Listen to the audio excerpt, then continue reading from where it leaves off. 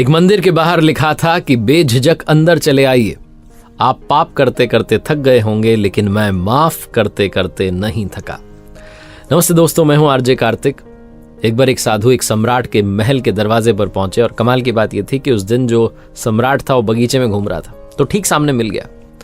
सम्राट ने पूछा क्या चाहिए। सुबह सुबह का समय था, 8-9 बज रही थी। साधु बाबा ने कहा कि बस कुछ नहीं चाहिए, भर दीजिए। उनके हाथ में एक पात्र था, एक कमंडल था बड़ा सा। तो सम्राट ने कहा कि क्या बात कर रहे हो, अभी भर जाएगा।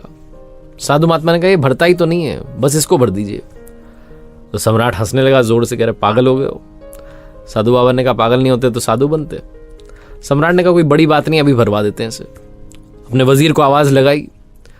वजीर आ ही रहा था इस बीच में। साधु महात्मा ने कहा कि सुनिए, अगर आप इसे भरने के लिए तैयार ही हो गए तो एक बात का ख्याल रखिएगा, बहुत सारे लोग इसे भर नहीं पाए, और अगर आप एक बार इसे भरना शुरू कर देंगे तो मैं तब तक नहीं जाऊंगा जब तक ये भर नहीं जाएगा। सम्राट और हंसने लगा, कह रहे आप तो वाकई में पगला गए, क्या बात कर रहे हैं, अभी भर जाएगा।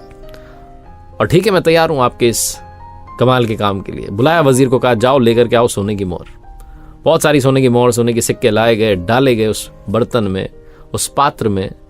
लेकिन कमाल ये हो रहा था कि वो गायब हो रहे थे, वो पात्र भर ही नहीं रहा था।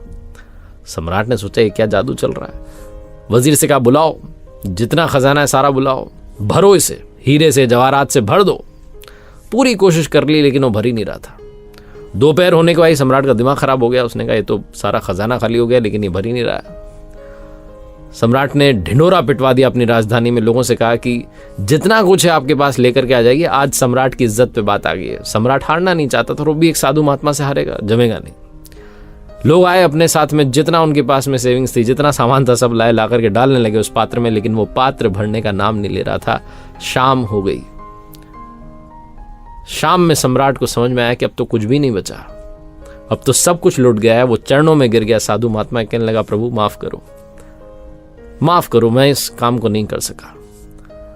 लेकिन जाते जाते ये बता के जाओ कि ये जो पात्र है, जो बर्तन है, कमंडल है, किस चीज का बना है, किसमें कुछ टिक ही नहीं रहा है, गायब हो जा रहा है, ये भरता क्यों नहीं है, कौन सा जादू आपने किया। वो साधु महात्मा ने कहा कि कोई जादू नहीं है, ये पात्र नहीं है, ये आपका हृदय है। इसे कितने भी धन से, पैसे से भर दो, ये भरेगा नहीं, हमेशा और चाहता रहेगा। दुनिया का सारा खजाना मिल जाएगा तब भी इसका पेट नहीं भरेगा।